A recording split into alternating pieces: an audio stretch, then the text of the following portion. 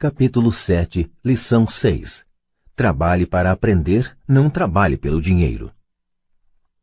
Em 1995, concedi uma entrevista a um jornal de Singapura. A jovem repórter chegou na hora e, imediatamente, começou a entrevista. Sentamos no hall de entrada de um hotel luxuoso, tomamos café e falamos do objetivo de minha visita à cidade. Eu devia dividir o palco com Zig Ziglar. Ele falaria de motivação e eu dos segredos dos ricos. Gostaria de ser um dia uma autora de best-sellers, como o senhor, disse ela. Eu já lera alguns de seus artigos de jornal e ficara impressionado. Ela tinha um estilo forte e claro. Seus artigos atraíam o interesse do leitor. A senhora tem ótimo estilo, respondi. O que a impede de alcançar seu sonho? Parece que não consigo ir adiante, ela respondeu calmamente. Todos dizem que meus romances são ótimos, mas não acontece nada. De modo que continuo no jornal. Pelo menos dá para pagar as contas. O senhor teria alguma sugestão? Sim, retruquei animadamente. Um amigo meu tem aqui em Singapura um curso que ensina as pessoas a vender. Ele dá cursos de treinamento em vendas para as principais empresas desta cidade e penso que se a senhora assistisse a um de seus cursos, sua carreira poderia se beneficiar bastante. Ela se espantou. O senhor está dizendo que eu deveria aprender a vender? Balancei a cabeça afirmativamente. O senhor está falando sério? Voltei a fazer que sim com a cabeça. O que há de errado com isso? Agora eu estava recuando. Ela se ofendera com o que eu disse. Preferiria não ter dito nada. Em minha tentativa de ser útil, comecei a defender minha sugestão. Tenho um mestrado em literatura inglesa. Por que frequentaria um curso de vendas? Sou uma profissional. Fui para a universidade para não ser vendedora. Odeio vendedores. Eles só pensam em dinheiro. Diga-me, para que vou estudar vendas? Ela começou a arrumar suas coisas. A entrevista tinha acabado. Na mesa em frente ao sofá estava um exemplar de um best-seller que eu publicara. Peguei o livro e algumas notas que ela fizera num bloco. Está vendo isto? Disse eu apontando para suas anotações. Ela olhou para o bloco. O quê? Ela disse confusa. Novamente apontei para suas anotações. No bloco ela escrevera Robert Kiyosaki, autor de best-sellers. Aqui fala autor de best-sellers, não diz melhor escritor. Seus olhos se arregalaram imediatamente. Sou um péssimo escritor. Você é uma grande escritora. Eu frequentei curso de vendas. Você tem um mestrado. Junte as duas coisas e você terá uma autora de best-sellers e uma boa escritora. Seu olhar estava enfurecido. Nunca me rebaixarei tanto quanto chegar a aprender como vender. Pessoas como o senhor não têm nada que ficar escrevendo. Fui treinada profissionalmente para escrever e o senhor para vender. Não é justo. Guardou o resto de suas notas e disparou pelas amplas portas de vidro para a úmida manhã de Singapura. Pelo menos na manhã seguinte sua reportagem era equilibrada e favorável. O mundo está cheio de gente inteligente, talentosa, instruída e qualificada. Encontramos com elas todos os dias. Estão todas em volta de nós. Alguns dias atrás, meu carro estava com problemas. Entrei numa oficina e o jovem mecânico o consertou em alguns minutos. Ele sabia o que estava errado apenas pelo barulho do motor. Fiquei impressionado. A triste verdade é que um grande talento não é suficiente. Sempre fico chocado ao perceber o pouco que ganham as pessoas talentosas. Ouvi outro dia que menos de 5% dos americanos ganham mais de $100 mil ao ano. Já encontrei gente muito instruída, brilhante, que ganha menos de $20 mil ao ano. Um consultor comercial especializado na área médica me dizia que muitos médicos, dentistas e quiropráticos têm dificuldades financeiras. Até então eu pensava que, quando eles se formassem, os dólares choveriam. Foi esse consultor que me disse: eles estão uma habilidade atrás da grande riqueza. O que isso quer dizer é que muitas pessoas precisam apenas aprender e dominar uma habilidade a mais e sua renda aumentará exponencialmente. Já mencionei que a inteligência financeira é uma sinergia entre contabilidade, investimento, marketing e direito. Combine essas 4 habilidades técnicas e ganhar dinheiro com o dinheiro será mais fácil.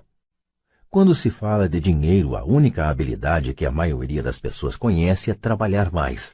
O exemplo clássico de sinergia de habilidades era essa jovem jornalista. Se ela aprendesse ativamente as habilidades de vendas e marketing, sua renda poderia aumentar de forma espetacular. Se eu fosse ela, faria alguns cursos de redação publicitária além de vendas. Então, em vez de trabalhar no jornal, eu procuraria um emprego em uma agência de publicidade. Mesmo se seu salário se reduzisse, ela aprenderia a comunicar-se sinteticamente, como se faz com tanto sucesso na publicidade. Ela também aprenderia relações públicas, uma habilidade importante. Aprenderia como obter milhões em publicidade gratuita. Então, de noite e nos fins de semana, ela poderia escrever seu grande romance. E quando este tivesse terminado, ela estaria mais apta a vender seu livro. E assim, em pouco tempo, ela poderia ser autora de best-sellers. Quando publiquei meu primeiro livro, If You Want to Be Rich and Happy, Don't Go to School. Se você quer ser rico e feliz, não vá para a escola. Um editor sugeriu que eu mudasse o título para A Economia da Educação. Falei que com um título como este, eu só conseguiria vender 2 exemplares, um para minha família e outro para meu melhor amigo. O problema é que eles esperariam ganhá-lo. O agressivo título foi escolhido porque eu sabia que assim obteria toneladas de publicidade. Sou favorável à educação e acredito em reforma educacional. De outra forma, por que continuaria eu a pressionar por mudanças em nosso sistema de ensino antiquado? Por isso escolhi um título que me permitisse ir a mais apresentações de televisão e rádio simplesmente por causa da controvérsia. Muitas pessoas pensaram que eu era louco, mas o livro vendeu muito bem. Quando me formei na Academia de Marinha Mercante dos Estados Unidos em 1969, meu pai instruído ficou feliz. A Standard Oil da Califórnia me contratara para sua frota de navios tanque. Eu era terceiro e imediato e o salário era baixo em comparação ao de meus colegas, mas era um bom emprego para um recém-formado. Meu salário inicial era de cerca de $42.000 ao ano, incluindo as horas extras, e eu só trabalhava durante 7 meses. Tinha 5 meses de férias. Se eu quisesse, poderia ter ido para o Vietnã com uma empresa de navegação subsidiária e teria com facilidade dobrado meu salário em vez de descansar nas férias. Tinha uma grande carreira à minha frente, contudo me demiti 6 meses depois e fui para a Marinha dos Estados Unidos para aprender a voar. Meu pai instruído ficou arrasado. Pai rico me deu parabéns. Na escola e no local de trabalho estava na moda a especialização. Isto é, para ganhar mais ou obter uma promoção era necessário especializar-se em algo como ortopedia ou pediatria.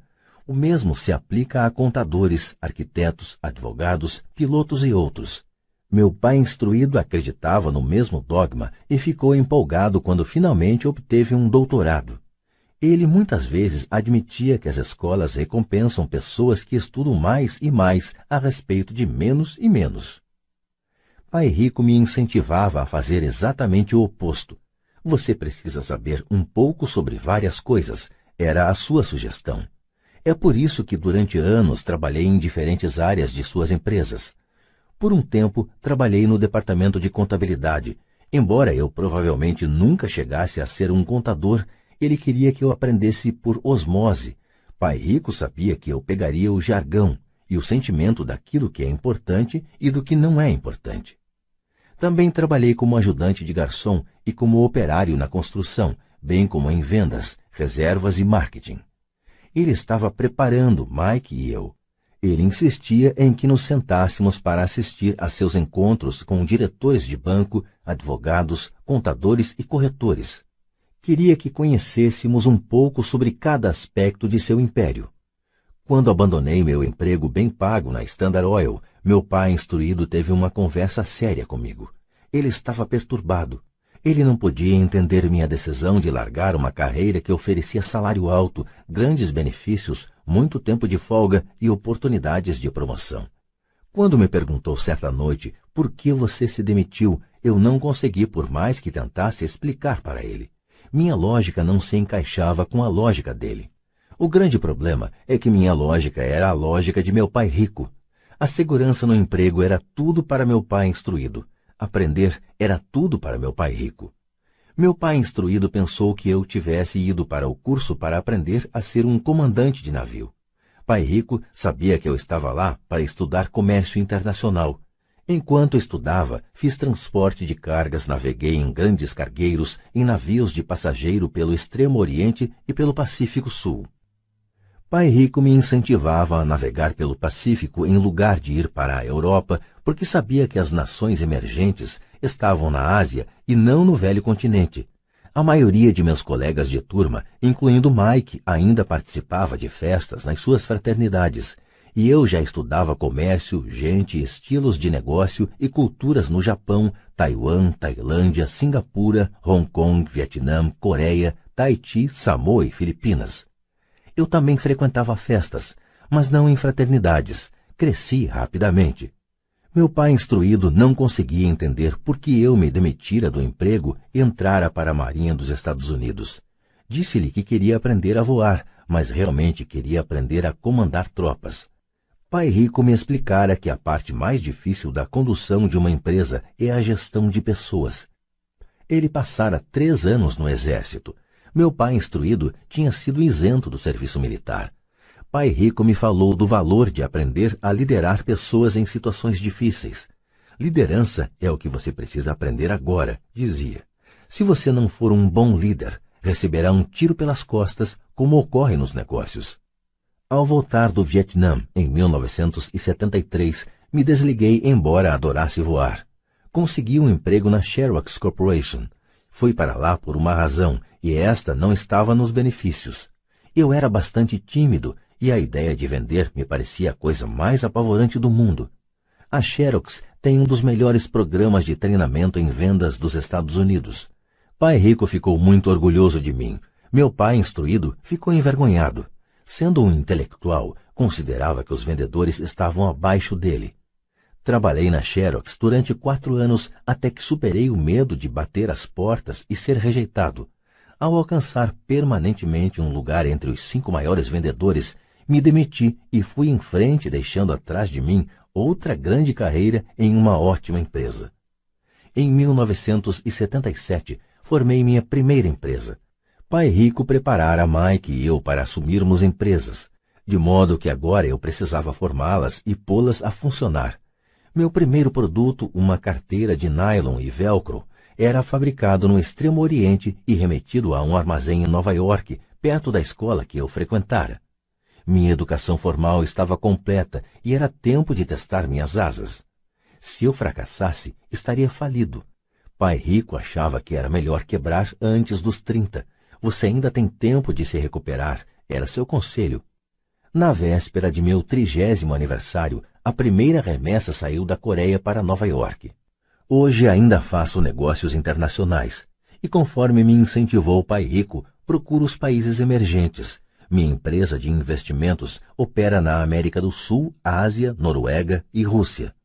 Há um velho dito segundo o qual emprego é a sigla de quase quebrado. E, infelizmente, eu diria que isso se aplica a milhões de pessoas. Como a escola não acha que inteligência financeira seja inteligência, a maioria dos trabalhadores vive dentro de suas posses, trabalham e pagam as contas. Há outra terrível teoria da administração que diz: os empregados trabalham apenas o suficiente para não serem demitidos e os empregadores pagam apenas o suficiente para os trabalhadores não irem embora. E se você observa a escala salarial da maioria das empresas, diria que há uma certa verdade na afirmação. O resultado líquido é que, em geral, os trabalhadores não progridem. Eles fazem o que foram ensinados a fazer, conseguir um emprego seguro. A maioria dos empregados se concentra em salários e benefícios que os remuneram a curto prazo, mas que são frequentemente desastrosos a longo prazo. Já eu recomendo aos jovens que procurem emprego pelas oportunidades de aprendizado, mais do que pelo que possam receber. É preciso ver que habilidade se deseja adquirir antes de escolher uma profissão específica e antes de cair na corrida dos ratos. Uma vez aprisionadas num processo permanente de pagamento de contas, as pessoas se tornam como os pequenos hamsters, correndo em suas gaiolas. Suas pequenas pernas peludas correm furiosamente, a roda gira furiosamente, mas dia vai, dia vem, elas ainda estão na mesma gaiola, grande emprego. No filme Jerry Maguire, com Tom Cruise, a grandes bordões. Talvez o mais memorável seja "Mostre-me o dinheiro", mas a outra frase que me parece mais verdadeira aparece na cena em que Tom Cruise está saindo da empresa. Ele acaba de ser demitido e pergunta para toda a empresa: "Quem quer me acompanhar?" E todos permanecem silenciosos e petrificados. Apenas uma mulher se levanta e diz: "Eu gostaria, mas daqui a 3 meses serei promovida." A afirmação é provavelmente a mais verdadeira de todo o filme. É o tipo de frase que as pessoas usam para continuar trabalhando de forma a pagar suas contas. Sei que meu pai instruído esperava por seu aumento anual e todo ano ficava desapontado. Então ele voltava a estudar para se tornar mais qualificado, de modo a poder ganhar outro aumento, mas novamente sofria uma decepção. Frequentemente pergunto às pessoas: "Para onde essa atividade diária está levando você?" Como o pequeno hamster, duvido que as pessoas olhem para onde seu trabalho árduo as está levando. O que o futuro oferece?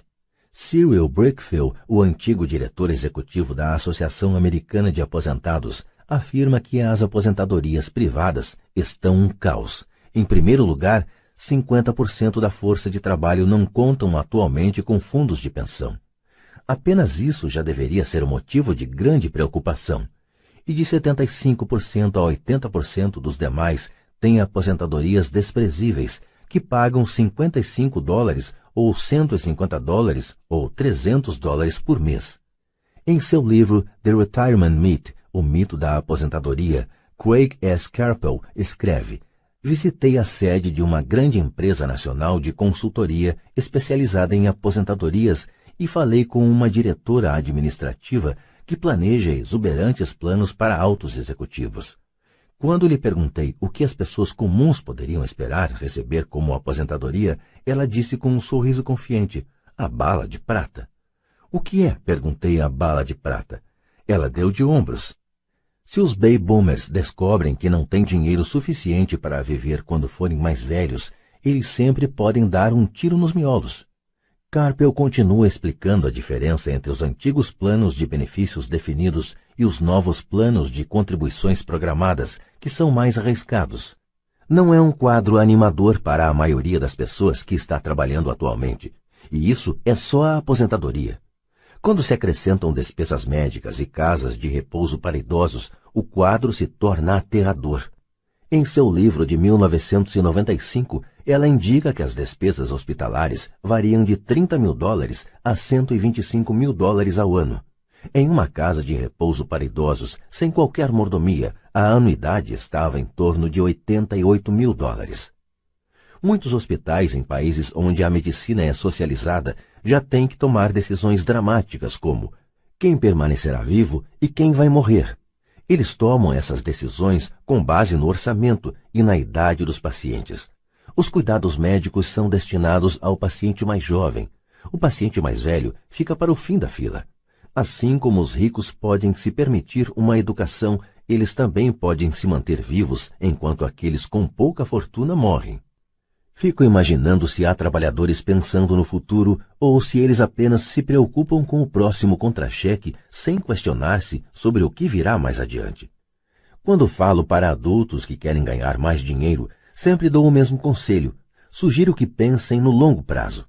Em lugar de trabalhar simplesmente pelo dinheiro e pela segurança, que são, admito, importantes, sugiro que procurem um segundo emprego onde possam aprender outra habilidade.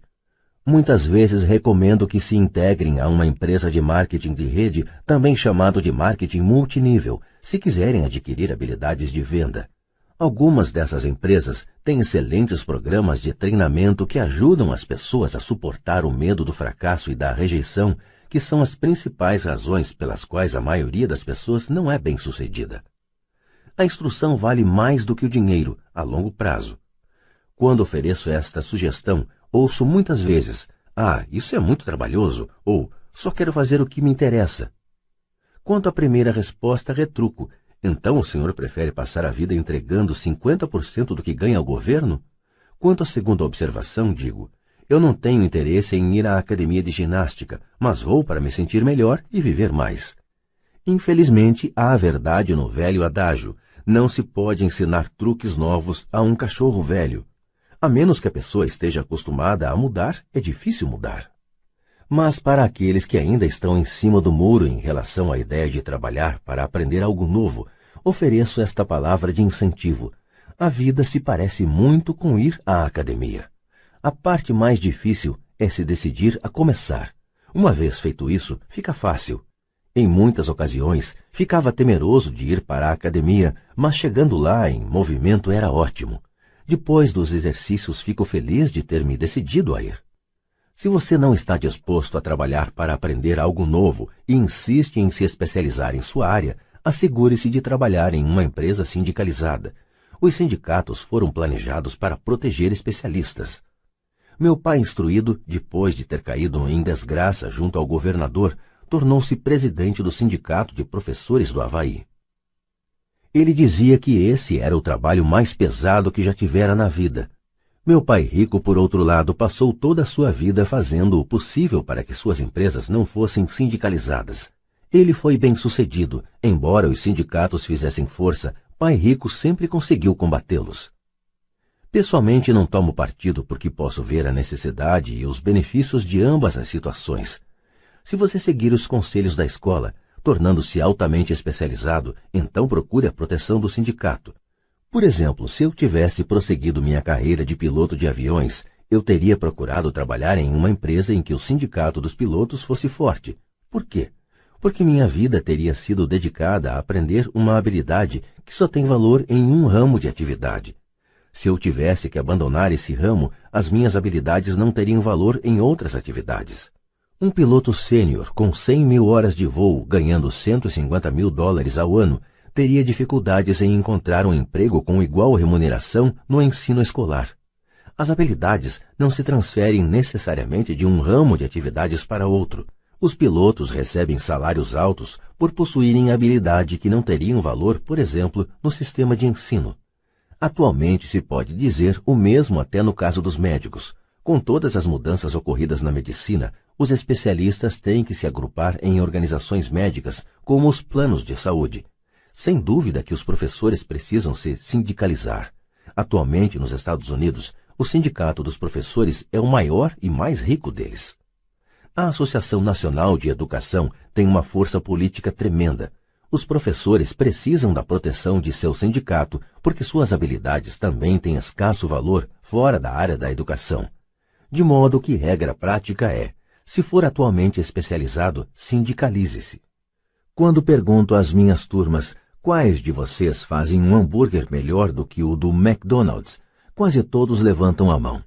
Então pergunto, se a maioria de vocês faz um hambúrguer melhor do que o do McDonald's, como pode ser que o McDonald's ganhe mais dinheiro do que vocês? A resposta é óbvia. O McDonald's é um ótimo sistema de negócios. A razão pela qual tantas pessoas talentosas são pobres é que elas se concentram na preparação de um melhor hambúrguer e sabem muito pouco sobre sistemas de negócios. Um amigo meu do Havaí é um grande artista. Ganha bastante dinheiro. Um dia, o advogado de sua mãe ligou dizendo que ela lhe deixara $35.000. Isto é o que sobrou de seus bens depois que o advogado e o governo pegaram sua parte. Imediatamente, ele viu uma oportunidade de aumentar seus negócios, usando parte desse dinheiro em publicidade. 2 meses depois, seu primeiro anúncio em cores, de página inteira, apareceu em uma revista cara voltada para os muito ricos. O anúncio foi publicado durante 3 meses. Ele não teve qualquer retorno e toda a sua herança foi embora. Agora ele quer processar a revista por ter sido enganado. Este é um caso típico de alguém que pode fazer um belo hambúrguer, mas conhece pouco de negócios. Quando eu lhe perguntei o que ele tinha aprendido, sua resposta foi que publicitários são escroques. Então lhe perguntei se ele não gostaria de fazer um curso de vendas e outro de marketing direto. Sua resposta foi: não tenho tempo e não quero jogar dinheiro fora. O mundo está cheio de pessoas talentosas. Com muita frequência, são pobres ou têm dificuldades financeiras ou ganham menos do que poderiam, não pelo que sabem, mas pelo que não sabem. Concentram-se em aperfeiçoar suas habilidades de fazer um melhor hambúrguer, em vez de pensar em como vender e entregar esse hambúrguer. Talvez o McDonald's não faça o melhor hambúrguer, mas é o melhor no ofício de vender e entregar um sanduíche básico médio. Pai pobre queria que eu me especializasse. Era assim que ele achava que se ganhava mais, mesmo depois de ouvir do governador do Havaí que não poderia mais trabalhar no governo do estado. Meu pai instruído continuou me incentivando a me especializar. Pai pobre então encampou a causa do Sindicato dos Professores, fazendo campanhas por mais proteção e maiores benefícios para esses profissionais altamente especializados e instruídos. Ele nunca entendeu que quanto mais especializado você se torna, mais você fica amarrado e dependente dessa especialização. Pai Rico aconselhava Mike e eu a nos prepararmos. Muitas grandes empresas fazem o mesmo, procuram jovens recém-formados nas faculdades e começam a preparar essas pessoas para exercer um dia altos cargos na organização. Esses jovens brilhantes não se especializam em um departamento, eles percorrem os vários departamentos para aprender todos os aspectos dos sistemas de negócios. Os ricos frequentemente preparam seus filhos ou os filhos dos outros. Ao fazê-lo, seus filhos adquirem uma visão geral das operações da empresa e conhecem a inter-relação entre os vários departamentos. A geração da Segunda Guerra Mundial considerava ruim ficar trocando de emprego. Hoje, considera-se uma atitude inteligente, já que as pessoas ficarão mudando de emprego em lugar de buscar maior especialização, por que não pensar em aprender mais do que em ganhar? No curto prazo, você pode ganhar menos. No longo prazo, resultará em grandes dividendos. As principais habilidades administrativas necessárias para o sucesso são: 1. Gestão do fluxo de caixa. 2. Gestão de sistemas, incluindo você e o tempo dedicado à família. 3. Gestão de pessoal. As habilidades especializadas mais importantes são vendas e compreensão da comercialização. É a habilidade de vender, portanto, de comunicar-se com outro ser humano, seja cliente, funcionário, chefe, cônjuge ou filho, a base para o sucesso pessoal.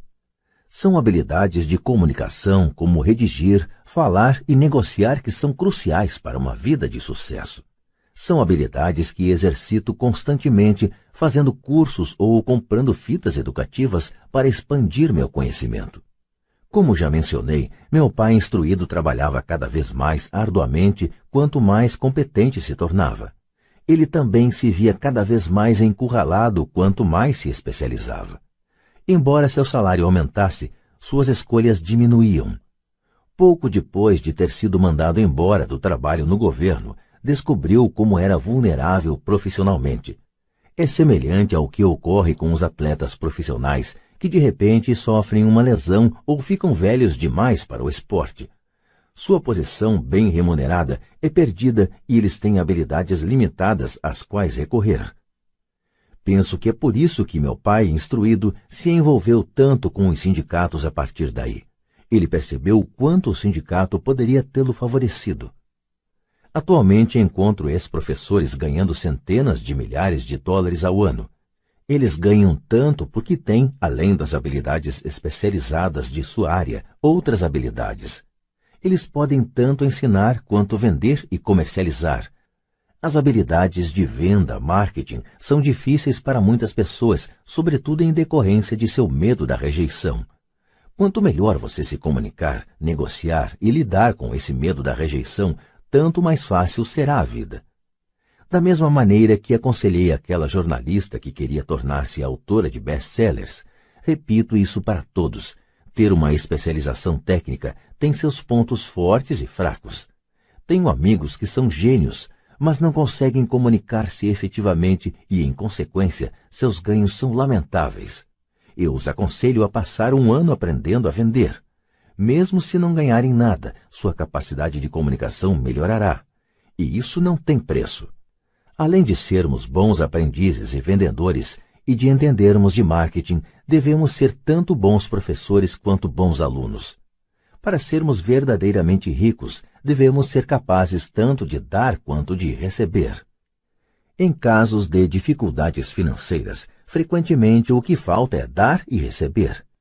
Sei de muita gente que é pobre porque não é nem bom estudante nem bom mestre. Ambos os meus pais eram homens generosos. Ambos tinham como regra primeiro o dar. A educação era uma de suas formas de doação. Quanto mais davam, mais recebiam. Uma diferença evidente estava na doação de dinheiro. Meu pai rico doava altos montantes. Doava para a igreja, para instituições de caridade, para sua fundação. Ele sabia que para receber dinheiro, você deve dar dinheiro. A doação de dinheiro é o segredo da maioria das grandes famílias ricas. É por isso que existem instituições como a Fundação Rockefeller e a Fundação Ford. São organizações destinadas a tomar a própria riqueza e aumentá-la, bem como distribuí-la perpetuamente. Meu pai instruído costumava dizer sempre: quando tiver algum dinheiro extra, vou doá-lo. O problema é que nunca havia um extra. Trabalhava sempre mais para conseguir mais dinheiro em lugar de concentrar-se na principal lei do dinheiro: dai e recebereis. Ele acreditava no contrário: recebe e darás. Concluindo, tornei-me ambos os pais. Uma parte de mim é um capitalista convicto que adora o jogo do dinheiro fazendo dinheiro. A outra é o do mestre socialmente responsável que está profundamente preocupado com o crescente hiato que separa os que têm dos que não têm. Acredito que o principal responsável por esse hiato crescente é o sistema de ensino arcaico.